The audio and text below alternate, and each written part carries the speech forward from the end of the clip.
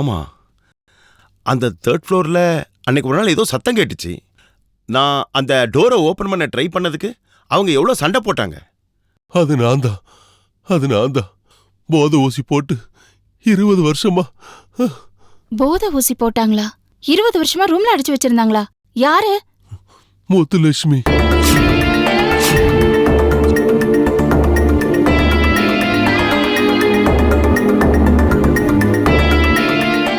என்னை காப்பாத்தினது சசி, என்னை தப்பிக்க வச்சதும் சசிதான்.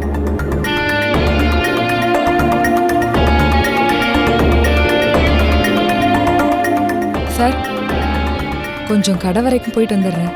ஏன்?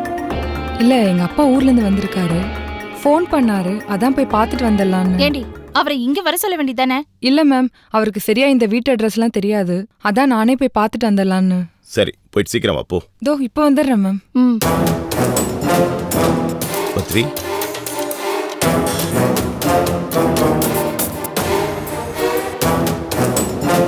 உங்ககிட்ட ஒரு முக்கியமான விஷயம் சொல்லணும். சொல்லுங்க பத்ரி. கஸ்தூரிய பத்தி சொல்லணும். கஸ்தூரிய பத்தியா? என் ஒய்ஃப் கஸ்தூரிய பத்தியா? ஆமா. உனக்கு தெரியாதுல்ல இதை பத்தி? கஸ்தூரி இறந்துட்டா. தெரியும், எனக்கு தெரியும். நான் தான் அவளை ஆத்திரத்துல. இல்ல டாக்டர், இல்ல, நீங்க இல்ல. கஸ்தூரிய நீங்க கொல்லல.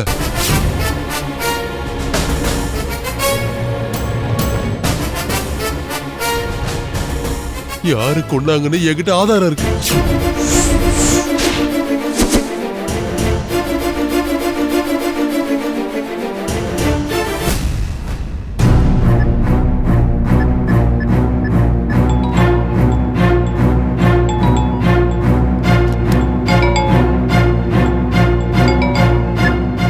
ஹலோ மேடம், நான் செல்வி பேசுறேன். சொல்லு செல்வி. பத்ரி ஹாஸ்பிட்டல்ல இருந்து தப்பிச்சு கருணாகரன் வீட்டுக்கு வந்துட்டாரு. வாட்? என்ன சொல்ற நீ? அதுக்கு சான்ஸே இல்ல. ஆமா மேடம், நான் இப்பதான் பார்த்துட்டு வரேன். அவரை தப்பிக்க விட்டது சசிதான்னு அவரே சொல்றாரு.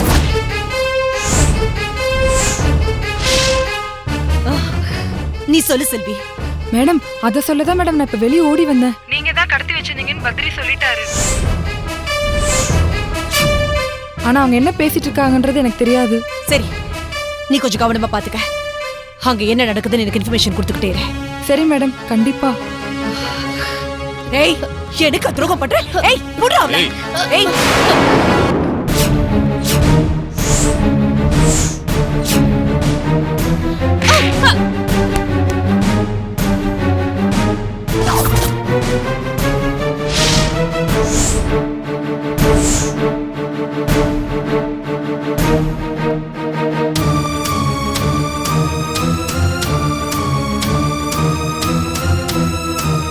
மயக்கமாயிட்டாக்கா? ஏன் அடிச்ச? இவன் என்ன காரியம் பண்ணா தெரியுமா? எனக்கு துரோகம் பண்ணிருக்கா. அந்த பத்ரிய தப்பிக்க விட்டுட்டா. பத்ரியா தப்பிக்க விட்டா? ஆமாடா. இப்ப அவன் கருணாகரன் வீட்ல இருக்கான். கருணாகரன் வீட்லயா? ஐயோ, இப்ப அவன் கருணாகரன் கிட்ட எல்லா விஷயத்தையுமே சொல்லிருப்பான். நான் 20 வருஷமா கட்டி காப்பாத்தின என் நிம்மதி, சந்தோஷம், ரகசியம் எல்லாமே போச்சு, எல்லாம் போச்சு. ரகசியமா? ஏங்கா, ஹாஸ்பிட்டல்ல நடந்த அத்தனை விஷயத்தையும் என்கிட்ட சொல்லிட்டியாக்கா? எல்லா ரகசியத்தையும் சொல்லல. முக்கியமான ரகசியத்தை இன்னும் நான் சொல்லல. கஸ்தூரிய கொன்னது யாருன்னு இன்னும் சொல்லல. கஸ்தூரியை கொலை பண்ணது கருணாகரன் தானே? இல்லடா.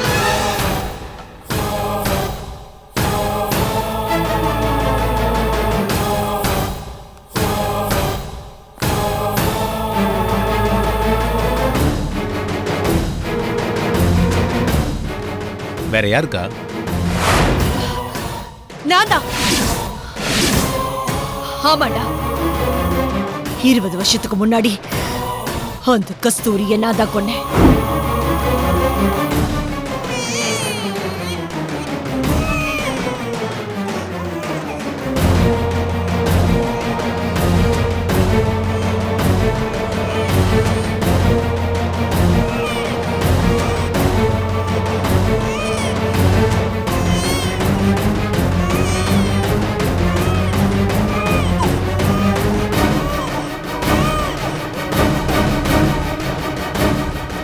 மூச்சு லேசா இருக்க.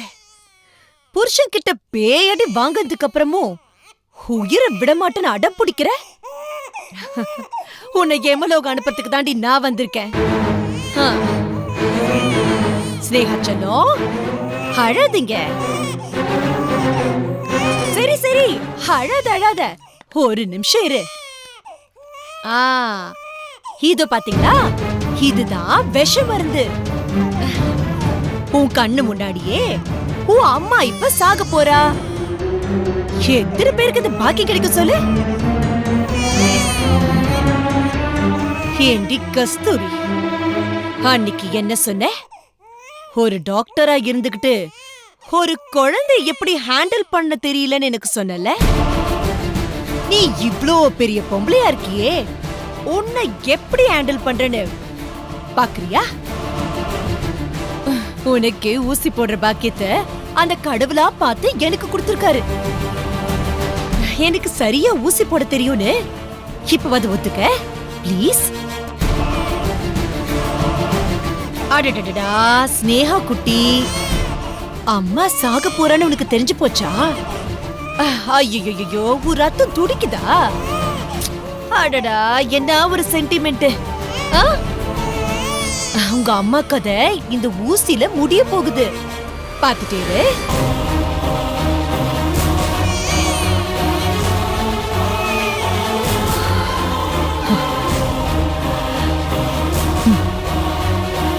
நான் போட்டிருக்க விஷயம் சீக்கிரமா எந்த லேப் டெஸ்ட்லயும் கண்டுபிடிக்க முடியாத காஸ்ட்லியான விஷம். இன்னும் 1 மணி நேரத்துல உன் உயிரை எடுத்துட்டு ரத்தத்துல கலந்து காணாம போயிடும்.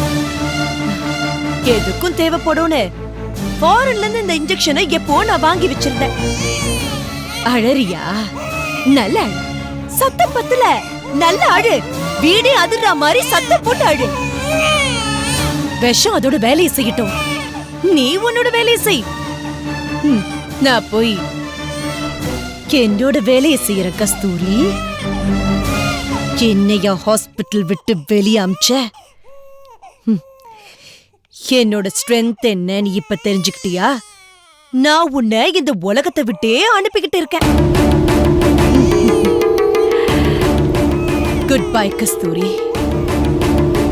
May your soul rest in peace.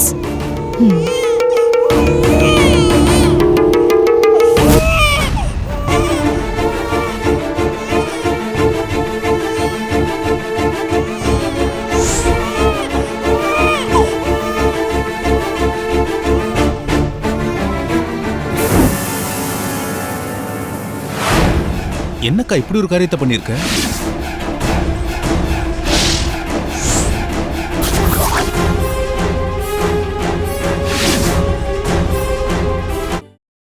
அப்போ முத்துலட்சுமி தான் கஸ்தூரியை கொண்டான்னு சொல்றீங்களா? ஆமா டாக்டர், இது அவளே என்கிட்ட சொன்னா. உங்ககிட்ட எப்ப சொன்னா? நீங்க தான் 20 வருஷமா மயக்கமா இருந்தீங்களே.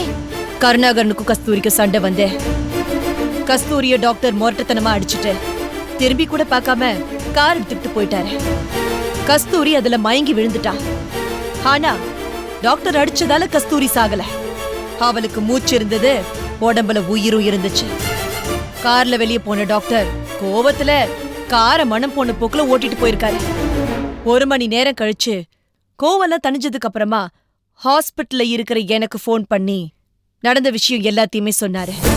கோபத்துல கஸ்தூரி அடிச்சிட்டு கார் எடுத்துட்டு எங்கேயோ போயிட்டீங்க. உங்க கோபம் படபடப்புல அடங்கினதுக்கு அப்புறம் ஹாஸ்பிட்டல்ல இருந்த முத்துலட்சுமிக்கு போன் பண்ணி நடந்ததெல்லாம் சொல்லிருக்கீங்க. ஆமா சொன்னேன். நீங்க திரும்பி வர்றதுக்கு 1 hour ஆகும்னு கணக்கு போட்ட முத்துலட்சுமி வேகமா செயல்பட்டு நேரா உங்க வீட்டுக்கு போய் மயக்கத்துல இருந்த கஸ்தூரிக்கு விஷ ஊசி போட்டு கொன்னுட்டா.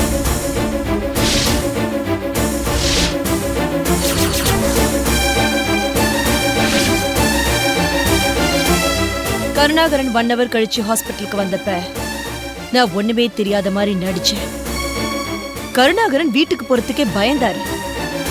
விஷ ஊசி போட்டதால கஸ்தூரிக்கு உயிர் போன விஷயம் எனக்கு மட்டும்தான் தெரியும்.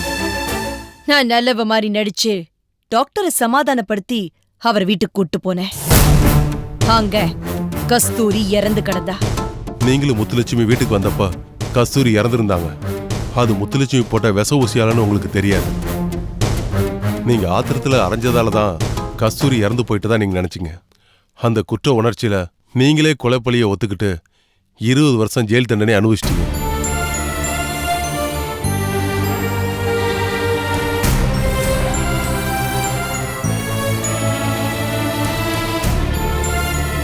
போஸ்ட்மார்ட்டம் ரிப்போர்ட்ல கண்டுபிடிக்க முடியாதுன்னு நினைச்சேன்.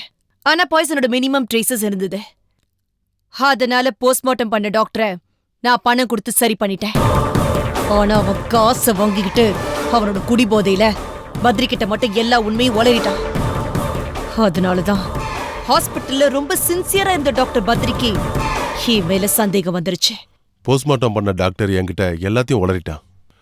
அதனால கஸ்தூரியோட உடலை வச்சு ரகசியமா பரிசோதனை பண்ணி உண்மையான போஸ்ட்மார்ட்டம் ரிப்போர்ட்டை நான் ரெடி பண்ணிட்டேன். அதை தெரிஞ்சுக்கிட்ட முத்துலட்சுமி நேரே வந்து என்னை ரவுண்ட் அப் பண்ணிட்டேன்.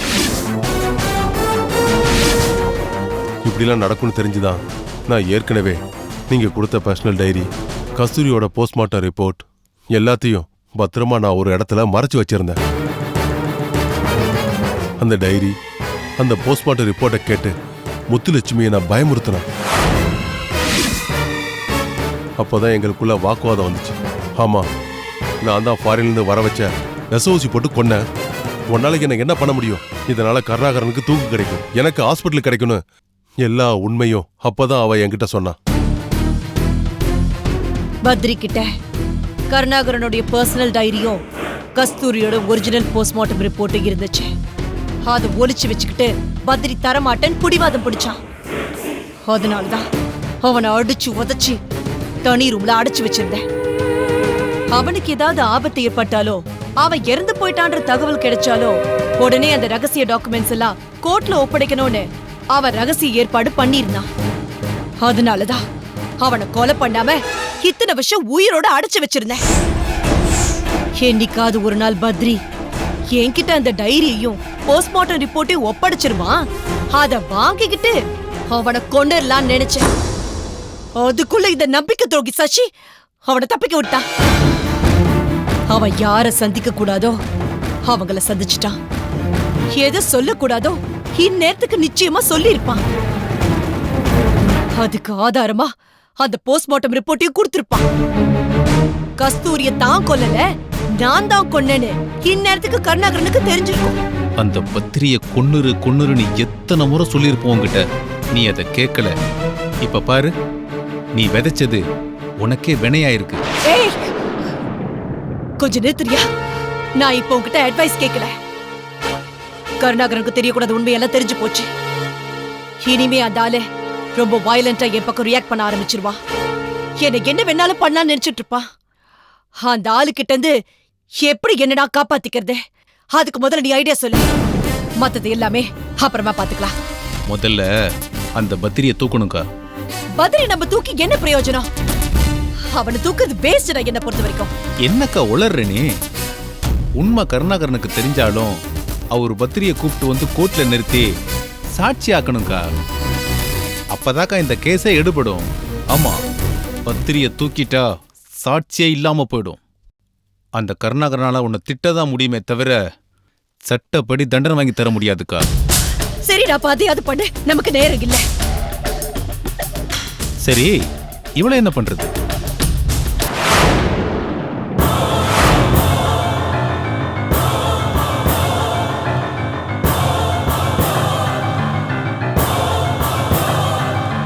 சொல்லுக்கா, இவளை என்ன பண்ணலாம்? பத்ரிக்கு மயக்க ஊசி போட்டு எப்படி தனி அறையில மயக்க நிலையில இத்தனை வருஷம் வச்சிருந்தோமோ அதே நிலைமைதான் இந்த நம்பிக்கை துரோகிக்கும். அக்கா, நான் பத்திரிய தூக்குறதுக்கு ஏற்பாடு பண்றேன். உடனே பண்ணுடா.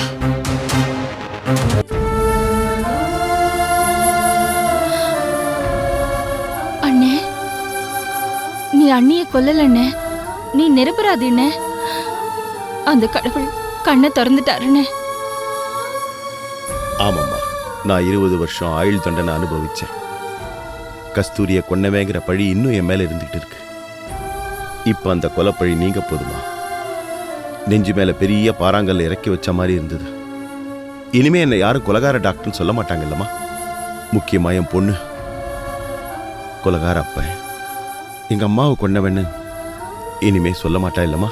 ஆமாண்ணே, கண்டிப்பா நமக்கு விடிவு காலம் வந்துருச்சு. நான் ஸ்னேகாக்கு ஃபோன் பண்ணி சொல்றேன். அவ உடனே புறப்பட்டு வருவா. ராஜி, அவசரப்படாத, வேண்டாம். இப்ப நாம என்ன சொன்னாலும் அதை அவ நம்ப மாட்டா. ஏதோ அவளை இங்க வர வைக்கத்தான் நாம இப்படிலாம் பண்றோம்னு தப்பா நினைப்பா. அதுவும் கரெக்ட் தான். இத பாருமா, இப்ப ஸ்னேகாவோட பத்ரிய கோர்ட்ல நிறுத்தி சத்தியத்தை நிலைநாட்டுறதாமா நமக்கு முக்கியம். அதுக்குண்டான வேலைகளை பார்ப்போம். முதல்ல நான் நிரபராதின்னு இந்த ஊர் உலகத்துக்கு தெரியணும். ச்சே, அந்த முத்துலட்சுமி நல்லாவே இருக்க மாட்டானே. அவளை கையாலே அடிச்சு கொல்லணும். எத்தனை பேர் வாழ்க்கையை கெடுத்திருக்கா, கொலை பண்ணிருக்கா, நம்ம ஹாஸ்பிட்டல் பறிச்சிருக்கா, ஸ்னேகாவை அனாதையா நிப்பாட்டி இருக்கா. ஐயோ, அவளை என்ன பண்றதுன்னு. இத பாருமா, அவளை பழி வாங்குறது கூட அப்புறம்தான். முதல்ல பத்ரியை தான் நாம ஜாக்கிரதையா பாத்துக்கணும். அவ நிச்சயமா பத்ரி ஏதாவது பண்ணோன்னு தான் பாப்பா. அதுக்கு நாம வாய்ப்பு கொடுக்கவே கூடாது. கரெக்ட்னே.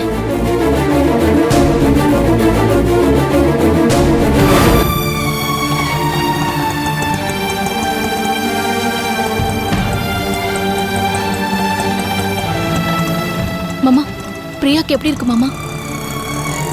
ஒன்றும் இல்லை சொன்னாங்கம்மா, ஃபீவர் தான், இன்ஜெக்ஷன் போட்டு. மாமா, டாக்டர் என்ன சொன்னாங்க? நீ வாமா.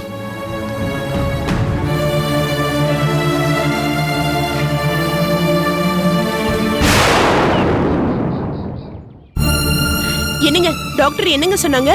எதையோ பார்த்து பயந்துகிட்டு இருக்காளாம். சைக்காட்ரிஸ்ட் கிட்ட அழைச்சிட்டு போக சொன்னாங்க. நான் அப்பவே உங்ககிட்ட சொன்னேன்ல அத்தை. ஆமாங்க, நீங்க பிரியாவை டாக்டர் கிட்ட கூட்டிட்டு போனதும் உமா இதே வார்த்தையை அப்படியே டாக்டர் மாதிரியே சொன்னாங்க.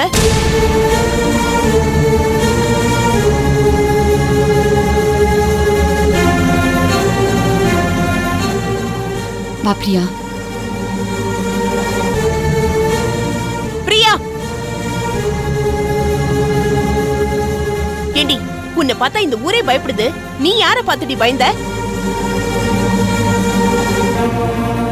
ஸ்னேகா, உன்னை கெஞ்சி கேட்டுக்கிறம்மா, தயவு செஞ்சு நீ என் மகளை சாகடிச்சிடாத.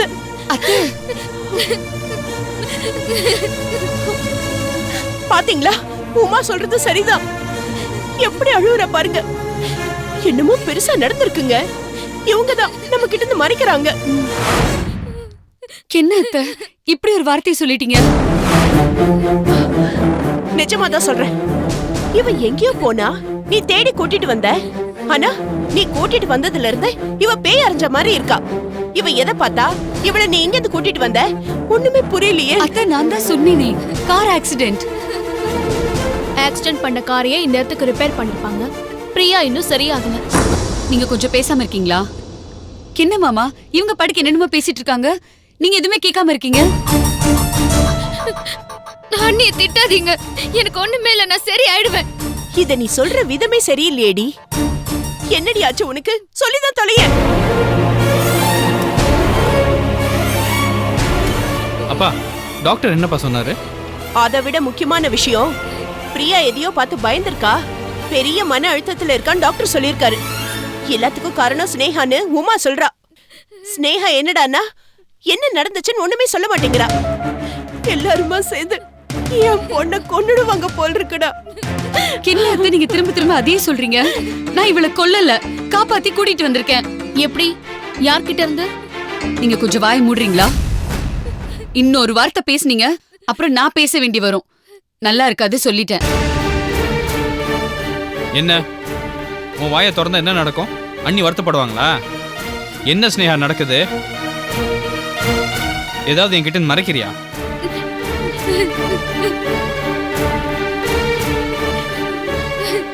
இல்ல, எதையுமே மறைக்கல. அப்புறம் எதுக்கு அவங்களை ஒரேடே மிரட்டுற? நல்லா கேளுப்பா. பிரியா மேல உங்களுக்கு இருக்கிற அதே அக்கறை தான் எனக்கும் இருக்கு. அது இவளுக்கு பொறாமையா இருக்கு. போது நிறுத்துறீங்களா? இதுக்கு மேல ஒரு வார்த்தை பேசாதீங்க, நல்லா இருக்காது, சொல்லிட்டேன். என்ன மாமா, இவங்க எதோ பேசிட்டு இருக்காங்க, நீங்க பாட்டுக்கு பார்த்துட்டு சும்மா நிக்கிறீங்க. என்னன்னு கேளுங்க. நாம ஏதாவது உண்மையை சொல்ல சொன்னா உடனே மாமா கிட்ட பஞ்சாயத்துக்கு போயிடுறான். அப்புறம் எப்படி அத்தை எல்லாருக்கும் உண்மை என்னன்னு தெரியும்? என்ன, நீங்க முதல்ல கேளுங்க அத்தை. அதானே, நாங்க இங்க உன்னை கேள்வி கேட்டா அவரை எதுக்கு நீ சிபாரிசு கூப்பிடுற? ஏன் நேரடியா நீ எங்களுக்கு பதில் சொல்ல முடியாதா? சொல்லு, என்ன பார்த்தா என்ன அர்த்தம்? ஏதாவது பிரச்சனை மறைச்சு வச்சிருந்தா அது என்னன்னு சொல்லிடு. நேஹா, உன் மேல நான் ரொம்ப நம்பிக்கை வச்சிருக்கேம்மா. உன்னை என் கஸ்தூரியோட மறு உருவா நினைச்சுக்கிட்டு இருக்கேன். நம்பிக்கையை சகிச்சிடாதம்மா. எந்த காரணத்தை கொண்டும் நான் உன் மேல வச்சிருக்கிற அசைக்க முடியாத நம்பிக்கையை அஸ்திவாரத்தோட பேர்த்து எடுத்துடாத. அப்புறம் நான் செத்துடுவேம்மா.